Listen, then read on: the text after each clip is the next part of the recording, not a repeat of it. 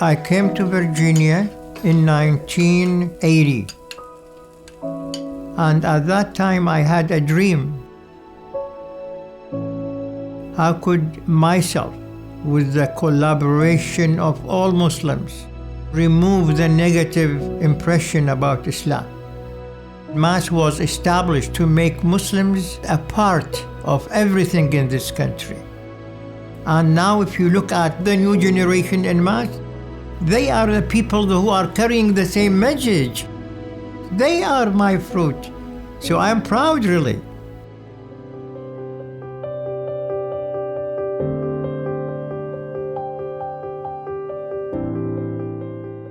So I joined MAS in 1993, and it was formed in 1993. I didn't realize that I was one of the first few MAS members.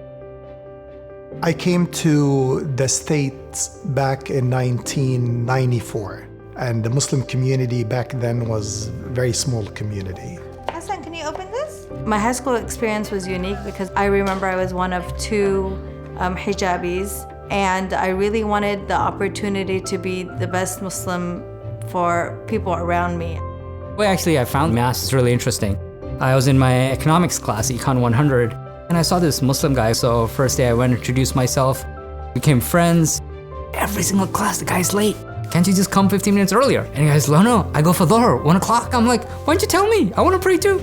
So I started becoming one of those guys who's always 15 minutes late. As somebody who came from Egypt, it was a quiet experience walking into a room and find 5 or 6 or 7 brothers who come from different backgrounds, different ethnicities. And it was very eye-opening to me.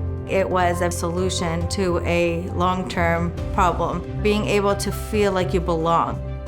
Currently, MAS has 40 chapters across the country. And in the last 30 years, we were able to build about 35 community centers and youth centers across the country with about another 4 or 5 different offices. MAS was able to define a very proactive way of thinking of what type of future they wanted for Muslims in the United States and what type of future they wanted for people in the United States as in regards to the contribution that Islam would make to their lives. And I think that MAS has done a great job in making sure that young people got as excited about its vision as the founders of MAS did.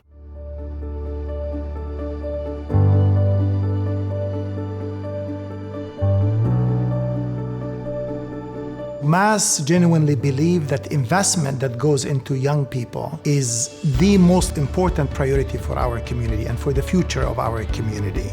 The local chapter here supports various scouting endeavors, including several Girl Scout troops. The goal of Girl Scouts is really to empower girls and teach them leadership qualities, basically identifying issues in the community and then figuring out what steps they can do to address those issues and improve their community. Boy Scouts is all about helping your community. Our troop is essentially a youth group that works with MAS. Our goal is to help empowering the youth, the Muslims of our community.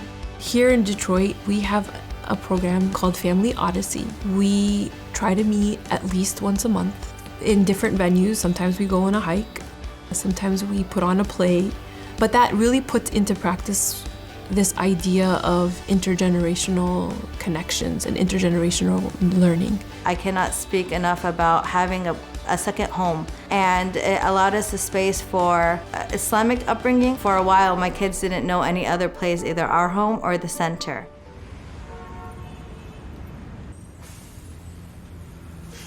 There are certain places in your childhood where it's like the really exciting place to go to. You ask anyone, it's the amusement park. Six Flags, Coney Island, and I was there around the opening of the MAS Youth Center. The MAS Youth Center is the first Muslim youth center in the country, and that place soon became one of those hallmark, exciting places to be.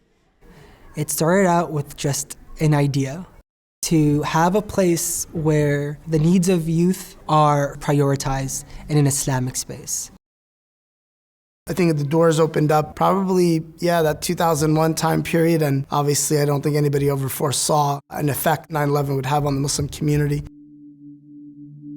I remember very clearly, it was like the second or third week of school, freshman year, a young girl in the back of the class raising her hand, telling the teacher, hey ma'am, I think the Twin Towers are on fire.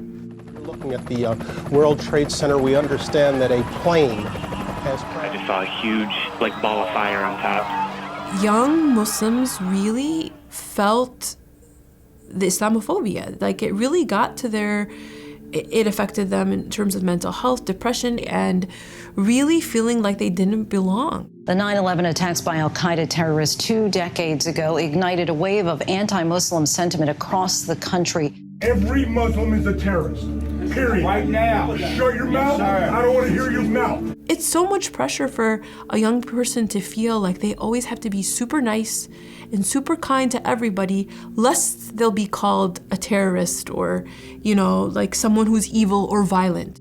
And when our group is constantly being attacked or being put down upon, it gets to you after a while. So what my family went through after 9/11 was really the harsh crackdown that occurred, particularly on people that were not legal living in the States. My father had been here for many years, unfortunately without any paperwork or immigration status, and it became an immigration situation. I know for us it was a very difficult experience, and I think it was a very difficult time for the greater Muslim community. There was just a massive amount of people that were ripped apart, families ripped apart because of that crackdown that took place. MIC played, I think, a really important role for me right at the time that my father was arrested. My spiritual journey began. It was a place to really understand our faith, identity, and our purpose. 9/11 affected the mindset of the American Muslims in a way that it is no longer an option for us as a community to stay only focusing on our community from within, that we need to go out and speak up and speak out and introduce ourselves. The pressures of 9/11 specifically pit the Muslim identity against the American identity. And while many Muslims spent all of their efforts in trying to defend the part about being American, MAS actually still put a lot of emphasis on the Muslim part and showed what it meant to be a Muslim American.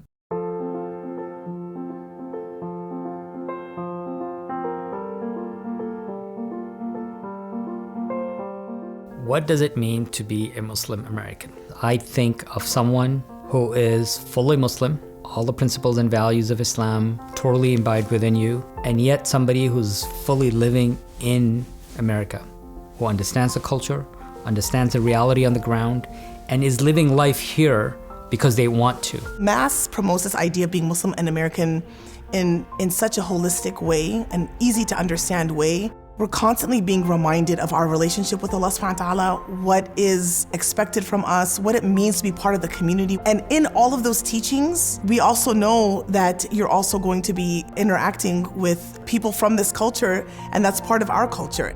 So, alhamdulillah, Muslim American society has very clearly taught us that those two identities are not in conflict with one another necessarily.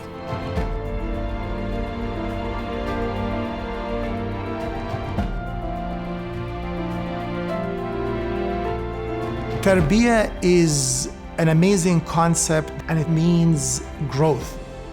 Tarbiya is how to train people, families, to be a real model, a role model for Islam in this country.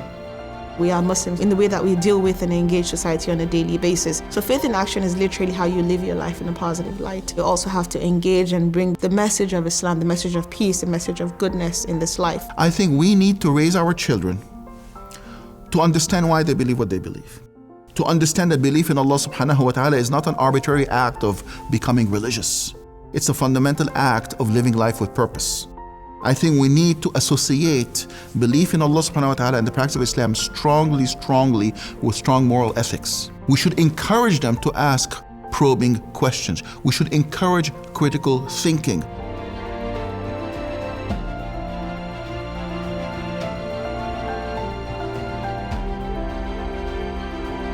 So MAS, as an organization, you will have imperfections. And so with that, then you openly discuss the challenges. And so many years ago, being not Arab background, I brought up this issue that, hey, MAS, at some level right now, is the male Arab society. We brought that thinking into MAS and said, all right, here are certain things that we can do right now. We can have an immediate change. Early on, a lot of MAS members were Arabs. Half the programming is in Arabic. I'm like, that's not happening. Let's change that. From the top down, you have a decision. Everything has to be in English. Oftentimes what happens when you have kids, men continue doing their work. Women get left behind. So we started, one, integrating and making accommodations for young children. And two, we started modeling a new way of being. And so when we'd go to these conventions, husbands and wives would go, and the husbands would also participate in caretaking. What we shifted was the importance of fathers' role in caretaking, and that was different. And people noticed. A lot of the young people started noticing, if we want female empowerment and female involvement, we need to make sure that they're at the table. They weren't just talking the talk, they were walking the walk. So you change languages, you change the way the programs are done to be more inviting to the sisters, to other nationalities or other ethnic backgrounds. And you start doing small changes and you start bringing in these longer term changes so that you hope over the next 20, 30 years, you'll start making a shift.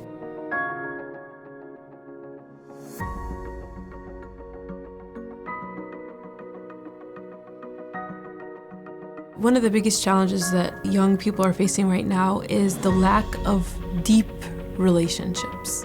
They think they have lots of friends based on like social media and online, but I think they are missing those really solid relationships across the board when it comes to different age groups. I feel like a lot of girls, some of them might be feeling depression, some people might be feeling anxiety.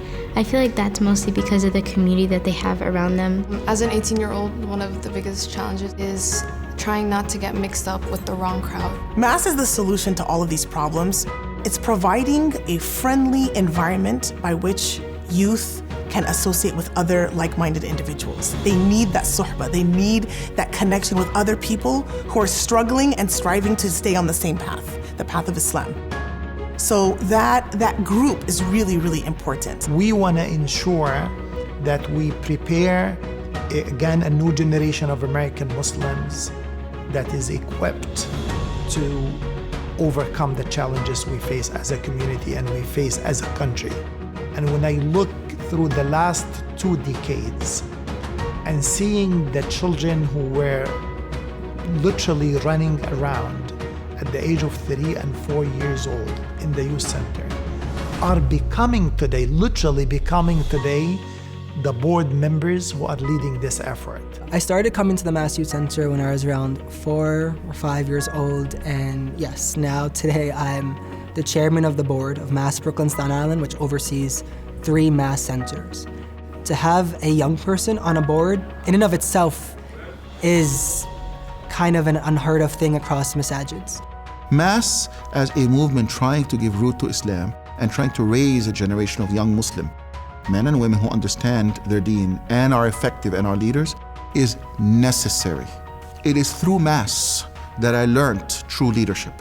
I'm in this role of teaching others. It feels uncanny.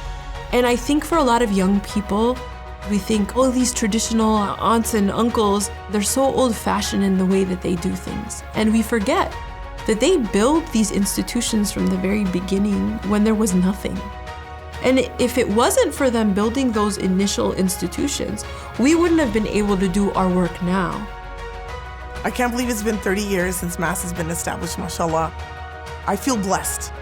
It makes me proud that I'm part of a longer legacy of da'wah. And I'm just deeply grateful that more and more people get to benefit.